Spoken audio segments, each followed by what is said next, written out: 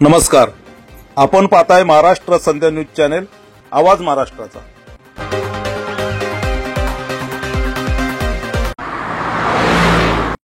जय भीम. नमस्कार. बोध गया सत्य आणि विपर्यास. बोध गया सत्य आणि विपर्यास या पुस्तकाचं प्रकाशन रवींद्र नाट्य मंदिर प्रभादेवी या ठिकाणी नुकतंच संपन्न झालं.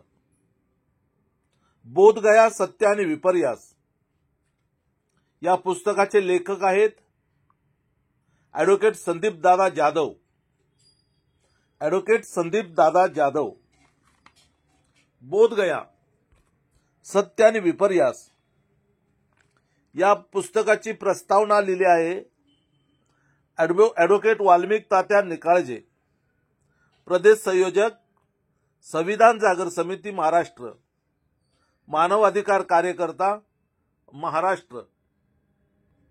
बोध गया सत्य आणि विपर्यास या पुस्तकाचे लेखक ॲडव्होकेट संदीप दादा जाधव सुरुवातीलाच मनोगतामध्ये स्पष्ट करतात, महाबोधी महाविहाराचा इतिहास हा केवळ एका धार्मिक स्थळाचा इतिहास नाही, तर तो श्रद्धा, संघर्ष, पुनरुत्थान आणि जागतिक एकात्मतेचा एक अद्भुत पट आहे.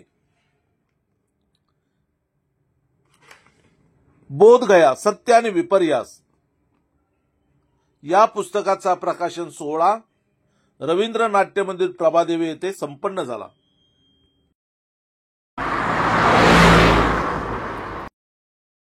बोध गया सत्य आणि विपर्यास लेखक संदीप जाधव.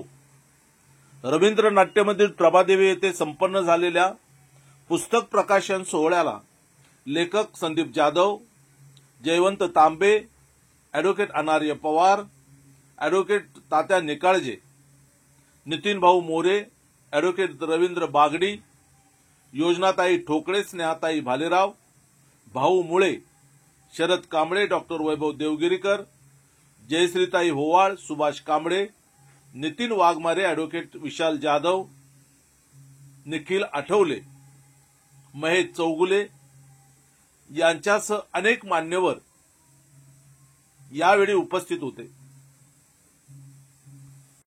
पुस्तक प्रकाशन सोहळ्याला मोठी उपस्थिती लाभली होती. पुस्तक प्रकाशन सोहळ्याच्या निमित्ताने सुरुवातीला पूज्य भंतेजींच्या उपस्थितीमध्ये त्रिसरण पंचशील घेण्यात आले.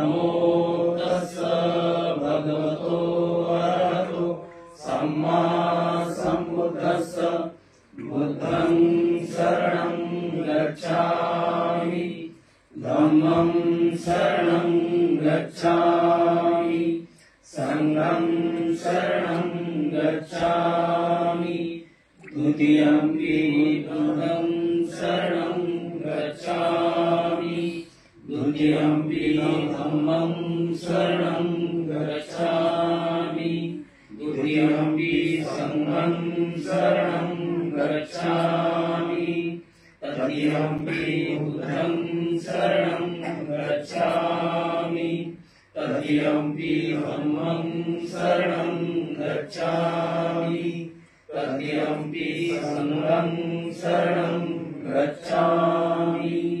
पाणातिपाता वेरमणि सिक्खापदं समादियामि, आदिन्नदाना वेरमणि सिक्खापदं समादियामि, कामेषु मिच्छाचारा वेरमणि सिक्खापदं समादियामि, मुसावादा वेरमणि सिक्खापदं समादियामि सुरामेरयमज्जपमादठाना वेरमणि सिक्खापदं समादियामि साधु साधु साधु।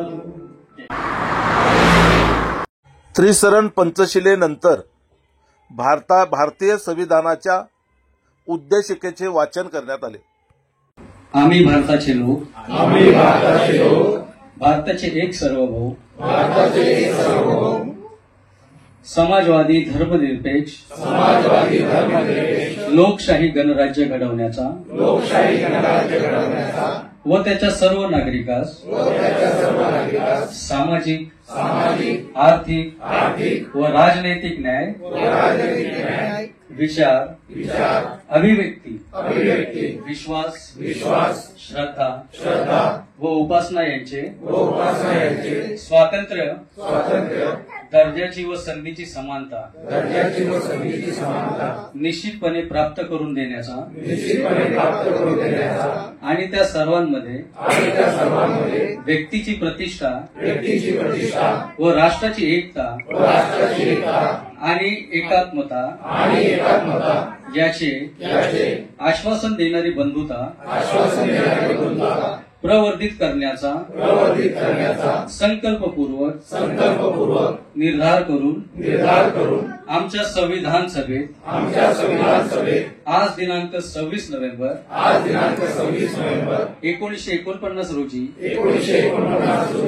याद्वारे हे संविधान अंगीकृत करून अधिनियमित करून स्वप्रत अर्पण करीत आहोत। धन्यवाद।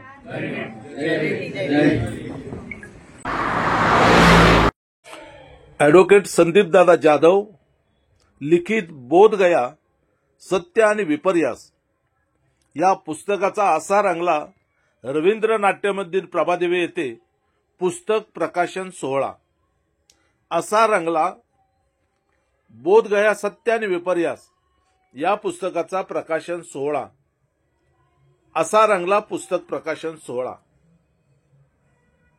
त्यानंतर जयवंतजी तांबे, ॲडव्होकेट अनार्य पवार, नितीनभाऊ मोरे व ॲडव्होकेट वाल्मिक तात्या निकाळजे, योजनाताई ठोकळे, स्नेहाताई भालेराव यांच्यासह अनेक मान्यवरांची भाषणं झाली।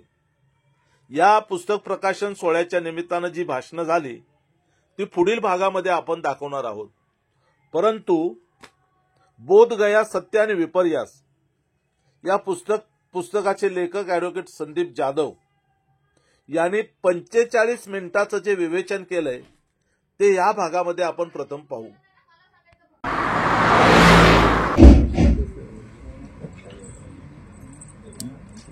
सब्ब पापात सहकरण कुसलस्थ उपसंपदा सचित्त पर्योपदनं एतं बुद्धानं शासनं। म्हणजे कोणत्याही प्रकारचं पाप करण्यापासून वाचणं, उत्कृष्ट प्रकारचं कर्म करणं आणि आपल्या मनाला निर्मळ करून निर्विकार बनवणं हाच खरा धर्म आहे। आणि विज्ञानाच्या कसोटीतून हाच धर्म संपूर्ण जगाला दुःखातून मुक्त करू शकतो असे सांगणारे विश्वकारुणिक तथागत भगवान गौतम बुद्ध, प्रथमतः मी त्यांना कोटी कोटी वंदन करतो। हिंदवी स्वराज्याचे संस्थापक छत्रपती शिवाजी महाराज, भारतीय राज्यघटनेचे शिल्पकार परमपूज्य बोधिसत्व महामानव डॉक्टर बाबासाहेब आंबेडकर यांनाही मी कोटी कोटी वंदन करतो। आज आपण बोधगया सत्य आणि विपर्यास या पुस्तकाच्या विमोचन कार्यक्रमासाठी आपण सर्व या ठिकाणी उपस्थित झालेला आहात। आदरणीय मंच आणि आपल्या सर्वांचं प्रथमतः मी स्वागत करतो।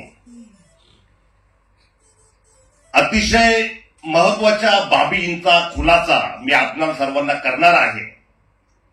त्यामुळे एक नम्र विनंती माझी ही राहील की आपण सर्वांनी शांत चित्ताने माझे 2 शब्द ऐकून घ्यावे. भगवान गौतम बुद्धांना बिहार राज्यातील गया जिल्ह्यातील बुद्धगया या ठिकाणी सुमारे 2500 वर्षांपूर्वी सम्यक संबोधी प्राप्त झाली.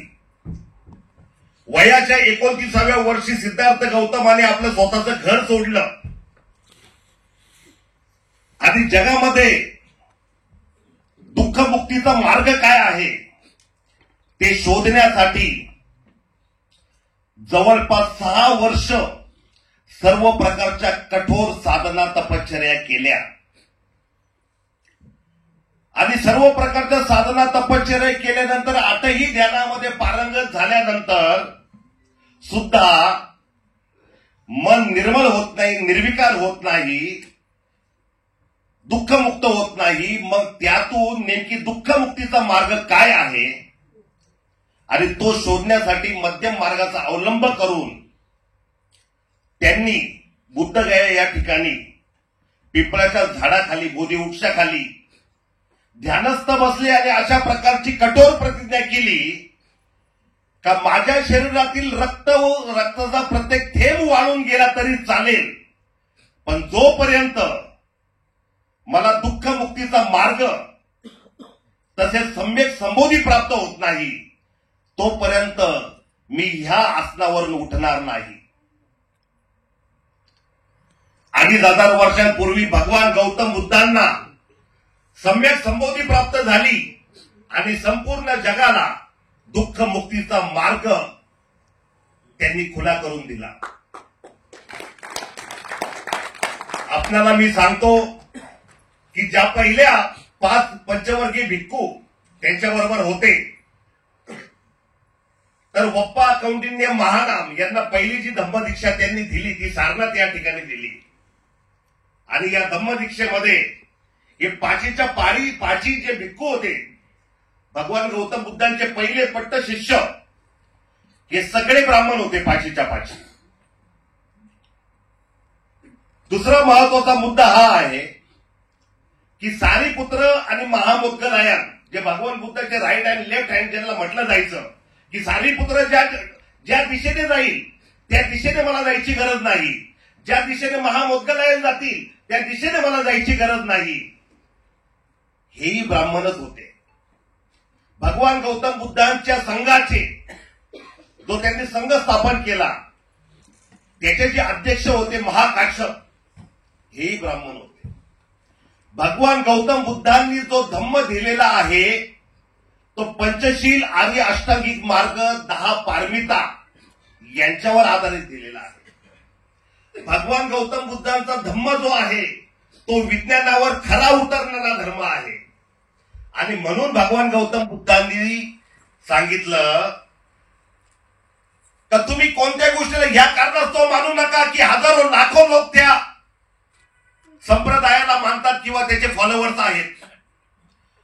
तुम्ही कोणत्या या गोष्टीला मानू नका की तुम्हाला एखादी गोष्ट तर्कसंगत वाटत असेल, युक्तिसंगत वाटत असेल, बुद्धिसंगत वाटत असेल तर तुम्ही एखाद्या गोष्टीला यासाठी माना की तुम्ही तुमच्या त्या स्वतःच्या अनुभूतीवर ती बाब खरी उतरती किंवा नाही, प्रत्यक्ष ज्ञानाचा साक्षात्कार तुम्हाला होतोय किंवा नाही.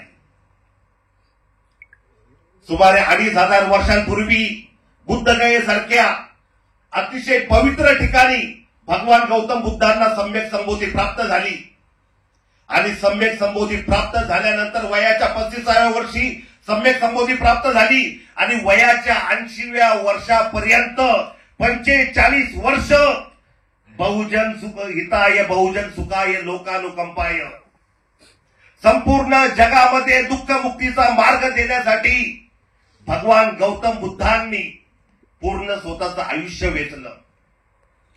जन्म आहे, जरा आहे, व्याधी आहे, मृत्यू आहे, दुःखाचे कारण आहेत, प्रिय वियोग आहे, अप्रिय संयोग आहे, दुःखाचं कारण आहे.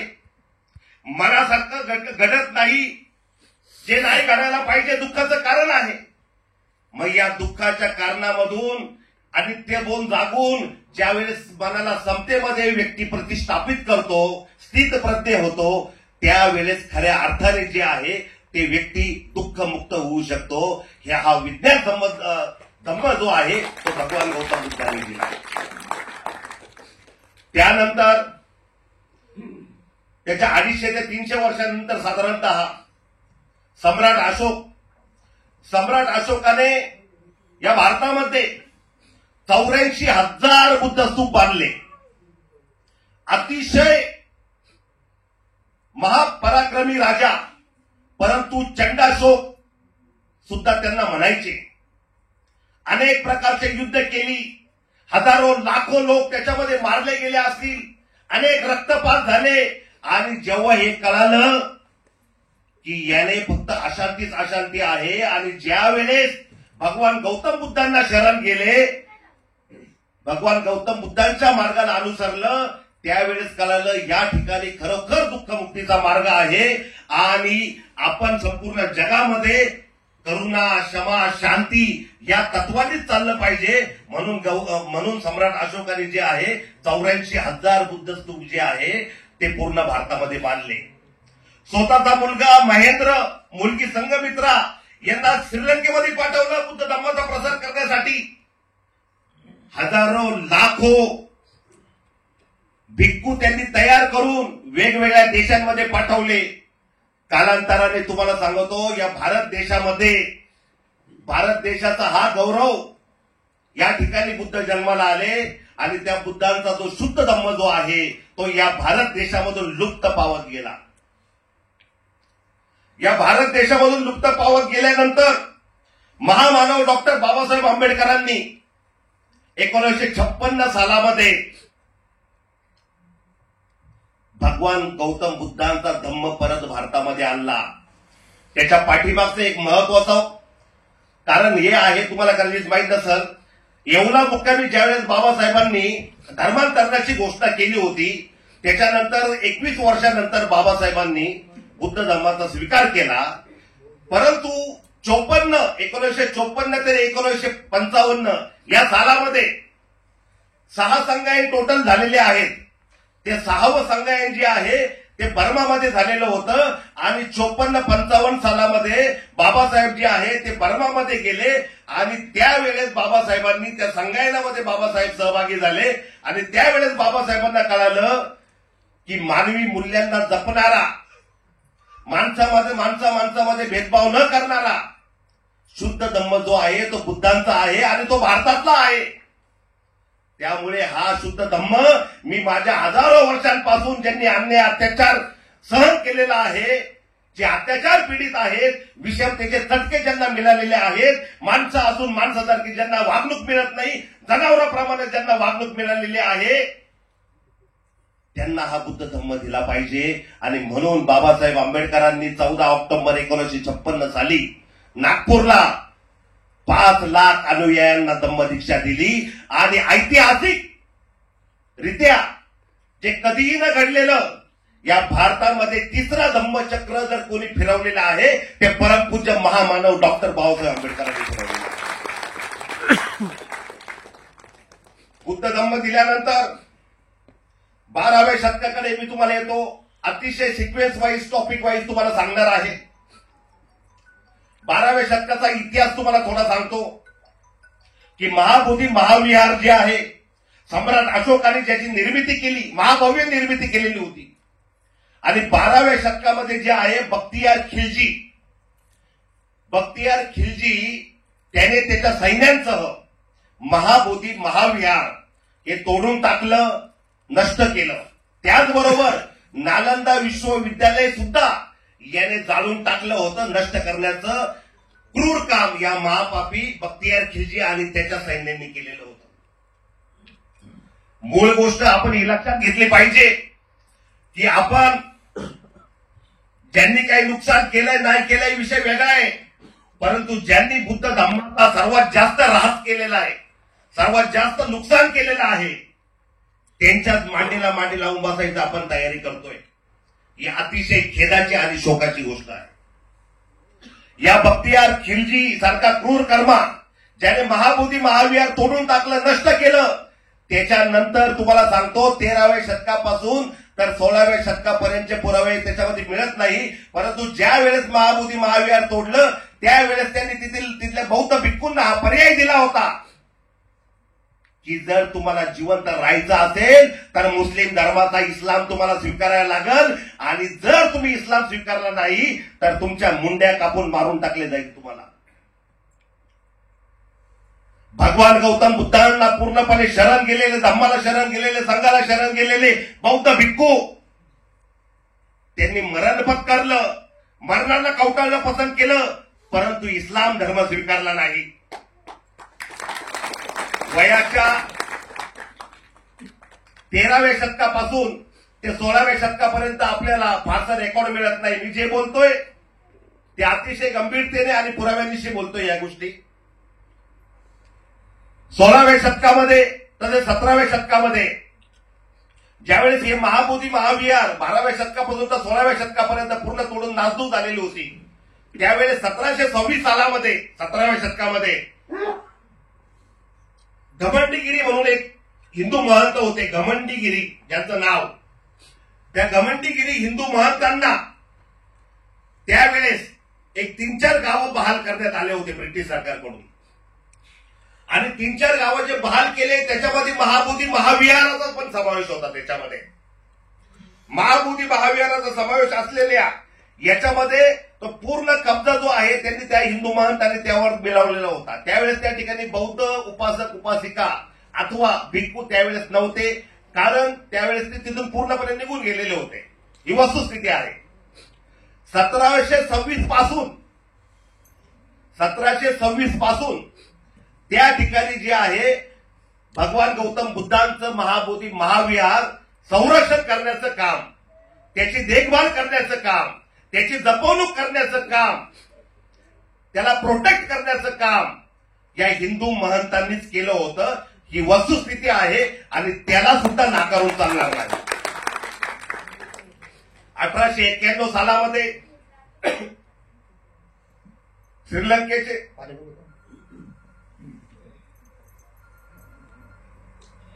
श्रीलंकेचे बौद्ध भिक्खू अनागरिक धम्मपाल यांनी महाबोधी महाविहार ताब्यात घ्यायचा प्रयत्न केलेला होता.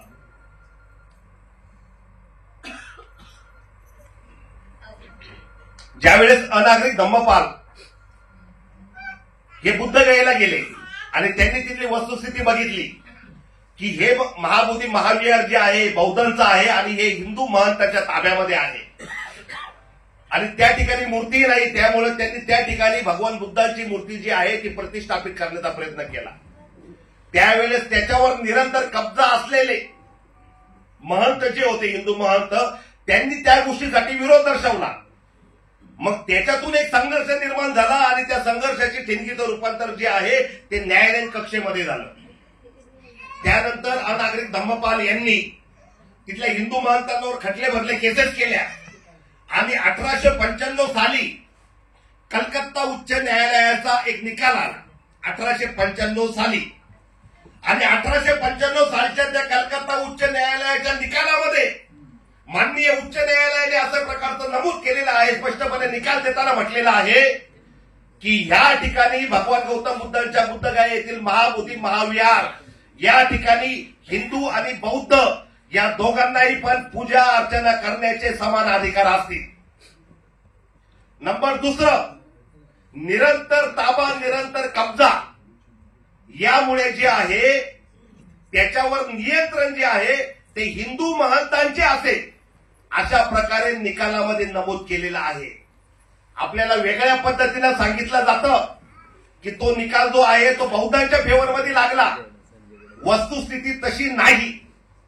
कॉन्क्रीट फॅक्ट सिच्युएशन जी आहे त्या हिंदू महंतांचं जे नियंत्रण आहे महाबोधी महाविहारावरचं ते मान्य करण्यात आलेलं आहे माननीय उच्च न्यायालयाकडून 1895 साली. त्याच्यानंतर 1991 सालचं सांगतो मी तुम्हाला.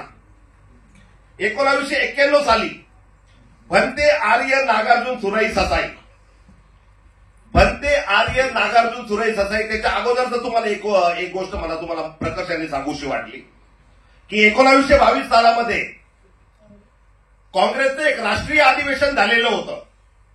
बिहारमध्ये गयामध्ये एक राष्ट्रीय अधिवेशन झालं काँग्रेसचं आणि त्याच्यामधला प्रमुख मुद्दा हा होता की महाबोधी महाविहाराचा जो मेन प्रश्न होता, मुख्य प्रश्न जो होता तो निकाली काढणं अत्यंत गरजेचं वाटलं. त्यावेळेस महात्मा गांधी, डॉक्टर राजेंद्र प्रसाद अशी दिग्गज मंडळी जी आहे त्यांनी एक कमिटी स्थापन केली आणि त्या कमिटीने जे आहे त्या कमिटीनं भरपूर संशोधनं आणती. त्यांनी एक शिफारस केली. त्यांनी जी शिफारस केली त्या शिफारसीतल्या तरतुदी अशा प्रकारच्या होत्या की हिंदू आणि बौद्ध या दोन्ही समुदायाने मिळून महाबोधी महाविहाराचं व्यवस्थापन चालवावं, महाबोधी महाविहाराचं व्यवस्थापन सांभाळावं. परंतु त्यांच्या ज्या शिफारसी ज्या आहेत त्या हिंदू महंतांनी मान्य केल्या नाहीत. मी बौद्ध म्हणत नाहीये, हिंदू महंतांनी त्या शिफारसी मान्य केल्या नाही. त्यानंतर बिहार सरकारने 1949 साली बोधगया मंदिर कायदा 1949 असा अस्तित्वात आणला. बोधगया मंदिर कायदा 1949 आतापर्यंत जो संघर्ष चाललेला आहे, ज्या दररोज टीव्हीला बातम्या चालू आहेत त्या सगळ्या ह्याच मुद्द्यावरती फिरतात. बोधगया मंदिर कायदा 1949. आता हा बोधगया मंदिर कायदा 1949 जो लागू करण्यात आला 1949ला, याला विरोध कोणी केला? याला सर्वात पहिल्यांदा विरोध जो केला तो बोधगया मठातील हिंदू महंतांनी या कायद्याला विरोध केला.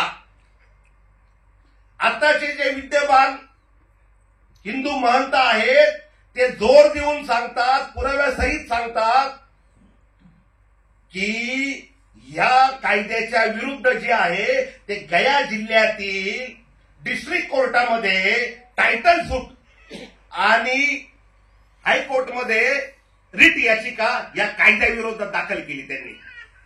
आणि या कायद्याला स्टे त्यांनी आणलेला हिंदू महंतांनी का हा कायदा आम्हाला नको. का नको होता तो कायदा त्यांना, ते काही तर्क देत असो, परंतु प्रश्न असा आहे, कायद्याची व्याख्या ही सांगते का निरंतरच्या निरंतर जो ताबा चालत आलेला आहे तो खंडित होणार होता याने.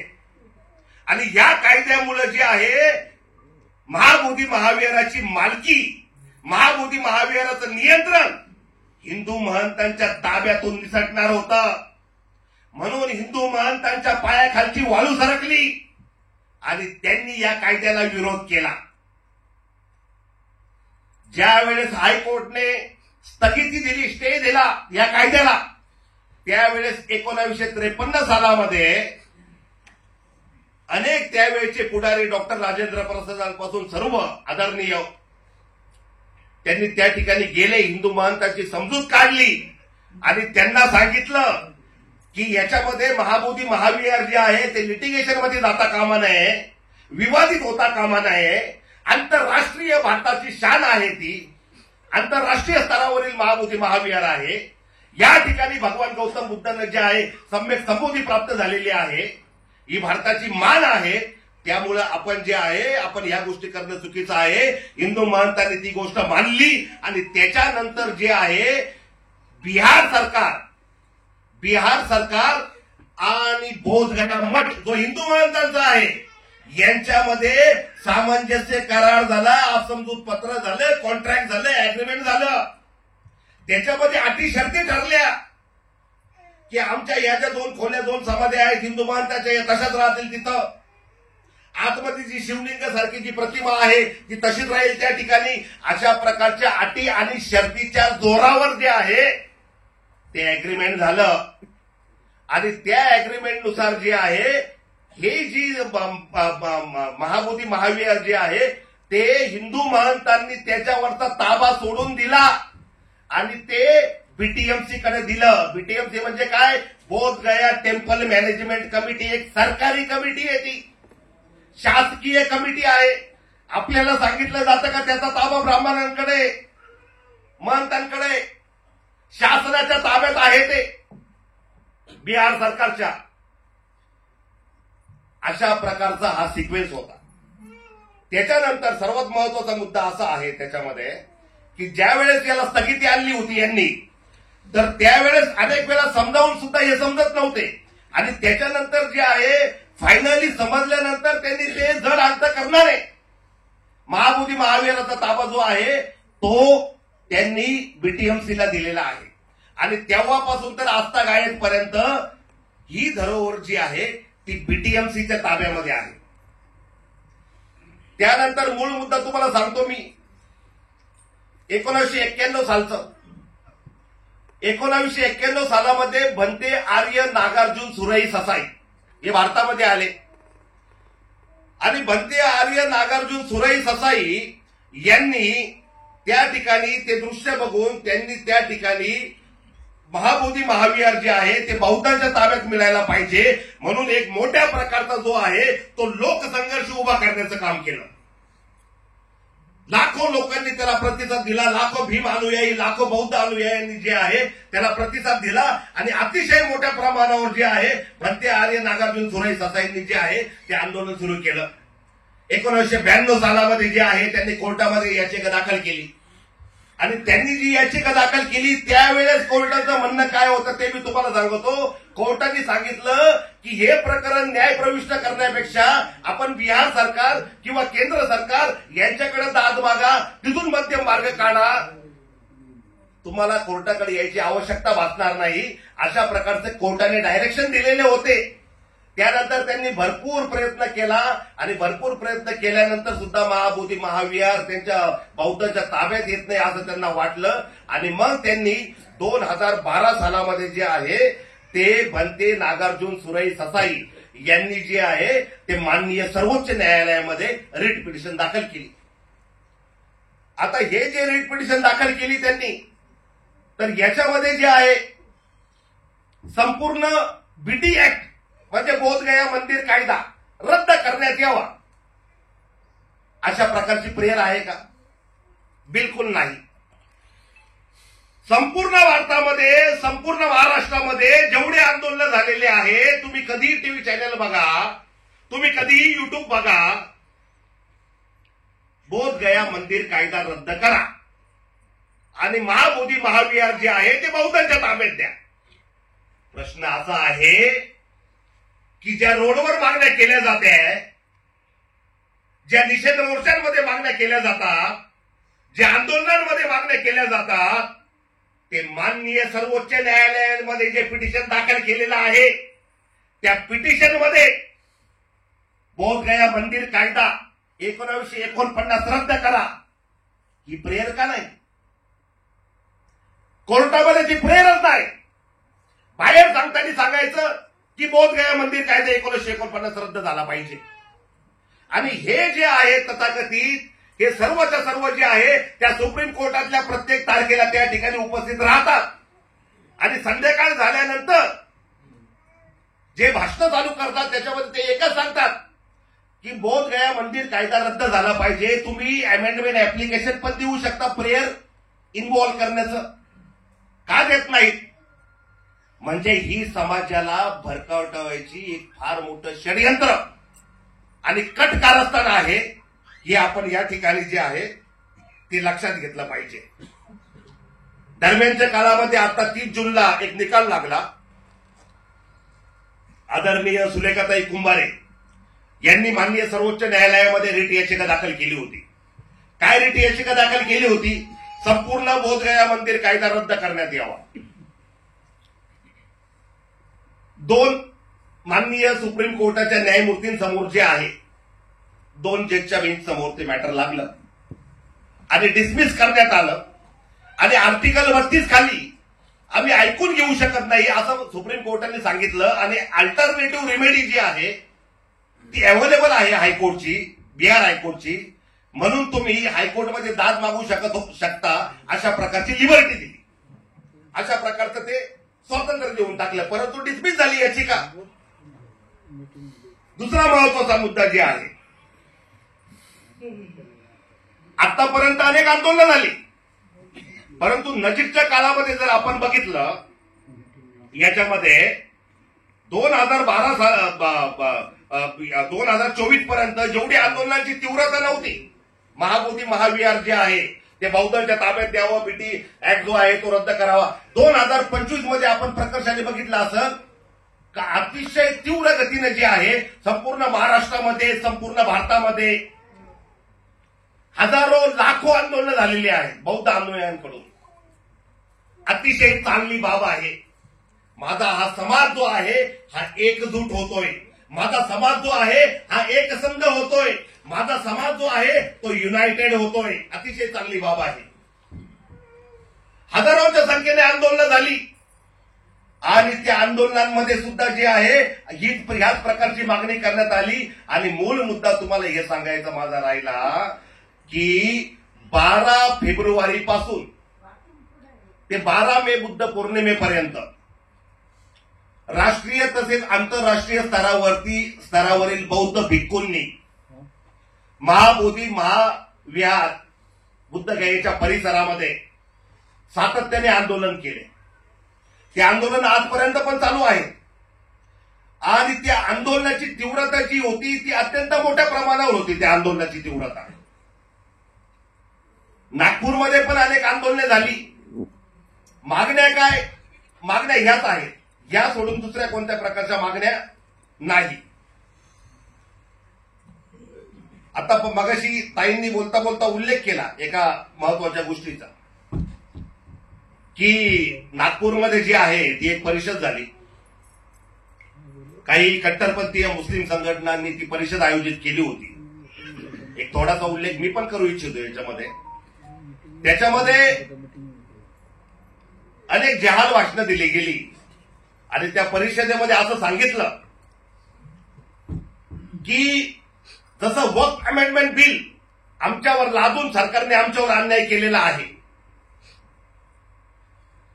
जसं आमचं बाबरी मस्जिद आमच्यापासून हिरावून घेण्यात आली, तशाच प्रकारचा अन्याय अत्याचार जो आहे तो महाबोधी महाविहाराबद्दल तुमच्या बरोबर पण घडतोय. आपण समदुःखी आहोत. आपण समदुःखी आहोत आणि म्हणून काही कट्टरतावादी इस्लामिक संघटनांनी जे आहे ते बौद्ध समाजाला चिथावणी देण्याचा प्रयत्न केला. मूळ मुद्दा असा आहे की तुम्ही बाबासाहेबांना स्वीकारलं नाही. तुम्ही बाबासाहेबांचं महापरिनिर्वाण ज्या दिवशी झालं 6 डिसेंबरला चैत्यभूमीला तुम्ही दिसत नाही. तुम्ही 14 एप्रिल साजरी करताना दिसत नाही. तुम्ही 26 नोव्हेंबर साजरा करताना दिसत नाही संविधान दिवस. आणि अचानकपणे बौद्ध समाजाबद्दल इतका मोठा पुळका आणायचा आणि आपल्या स्वतःचं सामाजिक तसेच धार्मिक मुद्दे सोडून घेण्यासाठी, समर्थन मिळवण्यासाठी अशा प्रकारची चिथावणी द्यायची. परंतु बौद्ध समाज जो आहे या तुमच्या अशा भूलथापांना कोणत्याही प्रकारे बळी पडणार नाही. ही गोष्ट जी आहे ती आपण लक्षात घेणं गरजेचं आहे. आता मूळ मुद्दा असा आहे की आता हे जे आंदोलन चालू आहे एक लक्षात घ्या, मी कोणत्याही प्रकारचा ट्विस्ट आणत नाही, काय नाही. जी कॉन्क्रीट फॅक्ट सिच्युएशन आहे तीच मी तुम्हाला सांगतोय. बोधगया मंदिर कायदा 1949 हा कायदा रद्द झाला पाहिजे. हा कायदा रद्द झाला तर महाबोधी महाविहार जे आहे ते बौद्धांच्या ताब्यात येणार आहे का? उत्तर आहे नाही. हा कायदा जर रद्द झाला, कारण ह्या कायद्याने जे आहे ते बौद्धांना प्रतिनिधित्व दिलेलं आहे. या कायद्यामुळे जे आहे हिंदू महांतांचा शतकानुशतके चालत आलेला कब्जा आणि ताबा निघून गेलेला आहे, खंडित झालेला आहे. या कायद्यामुळे जे आहे महाबोधी महाविहाराची जागा, महाबोधी महाविहार सुरक्षित आहे. या कायद्यामुळे जे आहे त्या ठिकाणी सर्वांना, जगातील सर्वांना जे आहे त्या ठिकाणी उपासनेची, पूजा पाठ करण्याची सर्वांना संधी आहे. मग तोच कायदा रद्द झाला पाहिजे अशा प्रकारची मागणी आपण करतोय. प्रश्न असा आहे माझ्या मनामध्ये हीच मागणी जी आहे त्या हिंदू महंतांनी केलेली होती. प्रश्न असा आहे, कायद्याच्या कक्षेत बघायला गेलं, ऑन डॉक्युमेंट जर बघायला गेलं, जर ताबा त्यांच्याकडे आहे, ताबा त्यांच्याकडे होता 1949 पूर्वी, म्हणजे 1726 पासून पकडा तुम्ही, आपला तर 134 वर्षाचा संघर्ष आहे. 1726 पासून जरी म्हटलं ताबा त्यांचा, आणि नंतर हा कायदा जर निरस्त झाला, रिपील झाला, तर त्यानंतर त्यांना फ्रीडम मिळेल. आणि हिंदू महंतांना जर याच्यामध्ये फ्रीडम मिळाला तर ते टायटल सूट दाखल करू शकणार नाहीत का? ते डिक्लेरेशन सूट दाखल करू शकणार नाहीत का दिल्ली न्यायालयामध्ये? मग परत कायदेशीर संघर्षामध्ये महाबोधी महाविहाराला अडकवण्याचा प्रयत्न केला जातोय का? मी स्वतः बुद्धिस्ट आहे, मला माझा अभिमान आहे माझ्या जातीचा, माझ्या समाजाचा. प्रश्न असा आहे की मोजकी काही डोकी जी आहेत ती एक स्टेटमेंट करतात, बाकीचे घेऊन सुटतात. याचं इंट्रोस्पेक्शन होणं गरजेचं आहे की ज्या कायद्यामुळे आपल्याला प्रतिनिधित्व मिळालेलं आहे, याऐवजी तुम्ही हे का सांगत नाही की सरकारकडे जे आहे आम्ही इतकंच एक संघ झालेलो आहे, ठीक आहे. त्यावेळेस जे आहे भंते आर्य नागार्जुन सुरेश ससाईने 1992 साली जे आंदोलन उभं केलं होतं त्याला एवढं जनसमर्थन नव्हतं. परंतु आता जनसमर्थन आहे. सरकारची इच्छा असेल, सरकारची इच्छाशक्ती असेल तर काही होऊ शकतं. मग आम्ही जे आहोत, आम्ही प्रेमाने जे आहे सरकारकडून आम्ही घेऊ शकतो. जर न्यायालयीन कक्षेमध्ये हे मॅटर अडकवून जर त्याचे दुष्परिणाम होणार असतील तर त्यापेक्षा न्यायालयीन कक्षा आपण चढाव्या का नाही याचाही विचार करणं आपण अत्यंत गरजेचं आहे. महत्वाचा मुद्दा हा आहे की या प्रकरणामध्ये सगळी वस्तुस्थिती मी स्वतः बुद्धगयेला गेलो होतो. मी बघितलं, मी अतिशय सखोल अभ्यास केला त्याच्यामध्ये. मी काही तज्ञ नाही, एक छोटासा वकील आहे मी, परंतु जो काही अभ्यास केला, जेवढा काही अभ्यास केला तेवढा मनापासून केला. ज्या वेळेस मी बुद्धगयेला भेट दिली त्यावेळेस मी आतमध्ये एंट्री केली. ज्या 5 मूर्त्यांना पांडव म्हटलं जात आहे त्या 5 मूर्त्यांच्या याच्यामध्ये पण मी गेलो. पहिल्यांदा भगवान बुद्धांना नतमस्तक झालं, बुद्धम शरणम गच्छामी, धम्मम शरणम गच्छामी, संगम शरणम गच्छामी म्हणून. भगवान बुद्धांचं दर्शन घेतलं, महाबोधी वृक्षाचं दर्शन घेतलं, बोधी वृक्षाचं. त्यानंतर त्या मंदिरामध्ये पण मी गेलो तर त्या ठिकाणी बघितलं का त्या ज्या 5 मूर्त्या आहेत त्या भगवान गौतम बुद्धांच्याच आहेत. आणि म्हणून त्या ठिकाणी जे आहे मी पंचांग प्रणामच केला त्या ठिकाणी. सांगायचं तात्पर्य हे आहे की सविस्तर हकीकत जाणून घेतली, नेमकी याच्या पाठीमागची वस्तुस्थिती काय आहे, प्रकरण कोणत्या प्रकारचे सुप्रीम कोर्टामध्ये प्रलंबित आहेत, कोणते कोणते खटले दाखल आहेत याच्या संदर्भात सगळा अभ्यास केला. आणि मला कुठंतरी असं वाटलं की आपल्या मागण्या, जे आपल्या लोकांनी ज्या मागण्या केल्या आहेत त्या मागण्या या चुकीच्या तर नाहीत ना. आणि ज्या वेळेस मी पुराव्यांची खातरजमा केली आणि थोडासा अभ्यास केला त्यातून मला हे कळालं का हा कायदा रद्द झाल्याचा फायदा होणार कोणाला आहे? साधा सिंपल लॉजिकचा प्रश्न आहे. कायदा रद्द झाला, कायदा रद्द झाल्यानंतर दोन्ही पार्टी ज्या आहेत, बौद्ध समुदाय आणि हिंदू समुदाय हे फ्री होतात. आणि फ्री झाल्यानंतर ते पुन्हा त्या ठिकाणी म्हणू शकतात का आमचा मालकी हक्क होता, आमचा कब्जा होता. त्यांना विकलेला नव्हता, त्यांना इनामी दिली होती, परंतु ताबा कब्जा तर त्यांचा होता. आणि ताब्या कब्जानुसार जर महाबोधी महाविहार हे लिटिगेशन मध्ये जर अडकणार असेल तर आपण याचं इंट्रोस्पेक्शन करणं अतिशय गरजेचं आहे. कोणाला चमकायचं आहे, कोणाला हिट व्हायचं आहे, कोणाला मी अत्यंत किती मोठा धार्मिक काम केलं आहे, एक हिस्टोरिकल बेस बनायचा आहे. प्रश्न असा आहे, तुमचा खेळ होतो पण आमचा जीव जातो. या गोष्टीचा नितांत सखोल विचार आपण करणं गरजेचं आहे की ज्या मागण्यांमुळे आपलं नुकसान होणार आहे त्या मागण्या आपण न केलेल्या बऱ्या, आणि जर केलेल्या आहे तर अतिशय योग्य पद्धतीने त्या पुटअप करणं गरजेचं आहे. तुम्हाला सर्वात महत्वाची बाब मी सांगू इच्छितो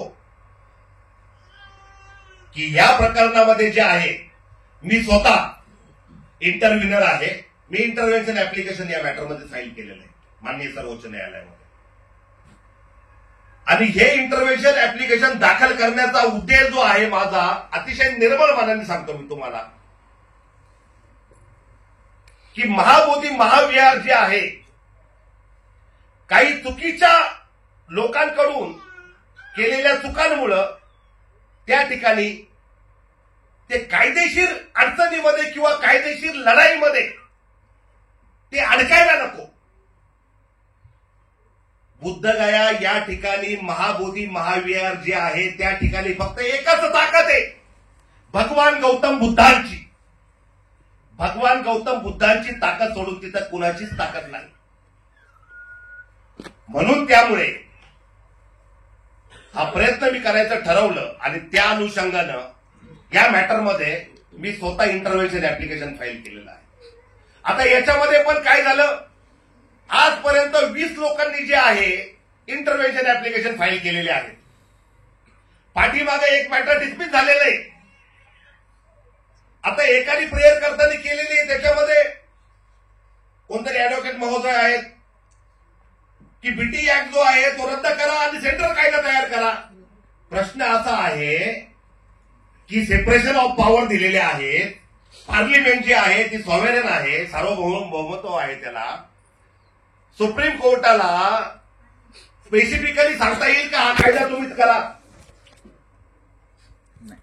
म्हणून या मॅटरचं, या महाबोधी महाविहाराच्या मॅटरचं जे आहे ते एक भांडवल करायचं, हा मुद्दा चिघळत ठेवायचा आणि समाजाला जे आहे ते रोडवर उतरायला लावायचं, समाजाला जे आहे ते संघर्ष करायला लावायचा आणि याच्यातून समाजाचं नुकसान करून घ्यायचं. अशा प्रकारचं जे आहे जाणून बुजून कट कारस्थान आणि षडयंत्र हे मोठ्या प्रमाणावर रचलं जात आहे. याचा आपण गांभीर्याने विचार करणं गरजेचं आहे. आपण सर्व या ठिकाणी सुज्ञ आहात. मी जे पिटिशन दाखल केले याच्यामध्ये इंटरव्हेन्शन ऍप्लिकेशन दाखल केलंय, तर या इंटरव्हेन्शन ऍप्लिकेशनमध्ये प्रमुख आणि महत्वाचेच मुद्दे मी घेतलेले आहेत. भंते नागार्जुन सुरई ससाईंनी संपूर्ण बीटी ऍक्टला रद्द व्हावा अशा प्रकारचं प्रेयर नाही. 4 ते 5 सेक्शनला त्यांचे जे आहे ते रिपील करण्यात यावं अशा प्रकारचे प्रेयर आहेत त्याच्यामध्ये एक असंही होतं, जेव्हा हिंदू आणि बुद्धिस्ट यांच्यामध्ये जेव्हा विवाद निर्माण होईल, डिस्प्यूट क्रिएट होईल, त्यावेळेस जे आहे स्टेट गव्हर्नमेंट ही फायनल ऑथॉरिटी राहील त्याच्यावर निर्णय घेणारी. तर त्याला एक त्यांनी चॅलेंज केलेलं आहे. अशा 4 ते 5 सेक्शनला त्यांनी फक्त चॅलेंज केलेलं आहे. परत एकदा गोष्ट सांगतो तुम्हाला की बाहेर जे आहे या मागण्या वेगळ्या आहेत. मागण्या करणारे कोण आहेत? तेच आहेत जे सुप्रीम कोर्टामध्ये आहेत. आणि मेहरबान सुप्रीम कोर्टामध्ये प्रेयर जे आहेत ते बाहेरच्या केलेले आहेत तर नाहीच. मग हे इतकं मोठं कॉन्ट्राडिक्शन याच्यामध्ये आहे. मग हे कारस्थान आहे का काय आहे याचा उलगडा करणं ही बाब मी आपल्या सर्वांवर सोडतो. उशीर खूप झालेला आहे, बोलण्यासारखं अजून भरपूर आहे, परंतु बोलत नाही. हे पुस्तक लिहिण्याचं मला भाग्य लाभलं आणि मी स्वतः एक डेअरिंग केली की म्हटलो नाही, वस्तुस्थिती जी आहे ती समाजापुढे आली पाहिजे, लोकांपुढे आली पाहिजे. माझ्या समाजाचा जो कोणी आहे तो गैरफायदा घेता कामा नये. माझ्या समाजाला जे आहे निष्कारण एखाद्या न्यायालयीन लढाईमध्ये कोणी उतरावत असेल तर त्याला सजग करणं, सचेत करणं, अवेअर करणं हे माझं मी नैतिक कर्तव्य समजतो. आणि त्या अनुषंगाने जे आहे मी हे सगळं मी करतो याच्यामध्ये. त्यामुळे आपल्या सर्वांना माझी नम्रपूर्वक विनंती आहे की आपण हे पुस्तक घ्यावं, वाचावं, त्याचं चिंतन मनन करावं, त्याचा अभ्यास करावा आणि रियालिटी जाणून घ्यावी. मी म्हणत नाही का मी बोलतोय आणि तुम्ही विश्वास ठेवा. रियालिटी जाणून घ्या, काय रियालिटी आहे. 1895 सालचा निकाल आहे, यांनी स्टे आणलेला होता, त्या कायद्याला विरोध त्यांचाच आहे. मग त्यांची जी प्रेयर आहे ती आपण काय करतोय? म्हणजे आपल्याला काय त्यांच्या घशामध्ये जमीन घालायची आहे का? आपल्याला आपलं नियंत्रण सोडून त्यांच्या घशामध्ये द्यायचं आहे का?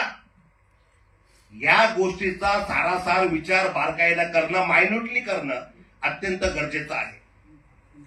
या पुस्तकामध्ये आदरणीय तात्या निकाळजे, वाल्मिक तात्या निकाळजे यांनी अतिशय सुरेख आणि सुंदर अशी प्रस्तावना त्यांनी लिहिली आहे. मी मनापासून तात्या तुमचं हार्दिक अभिनंदन करतो.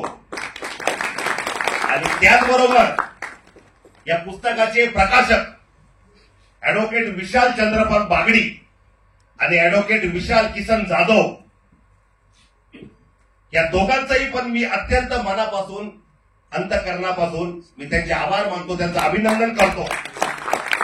आणि आपण सर्वांनी या माझ्या पुस्तक विमोचन सोहळ्यासाठी आपण सर्व या ठिकाणी उपस्थित झाला, मोठ्या संख्येने हजेरी लावली आणि इतक्या वेळेपर्यंत आपण या ठिकाणी थांबलात त्याबद्दल मी आपल्या सर्वांची कृतज्ञता व्यक्त करते, सर्वांच्या बद्दल. आणि मी याबरोबर माझे 2 शब्द संपवतो. जय भीम, जय भारत, जय संविधान.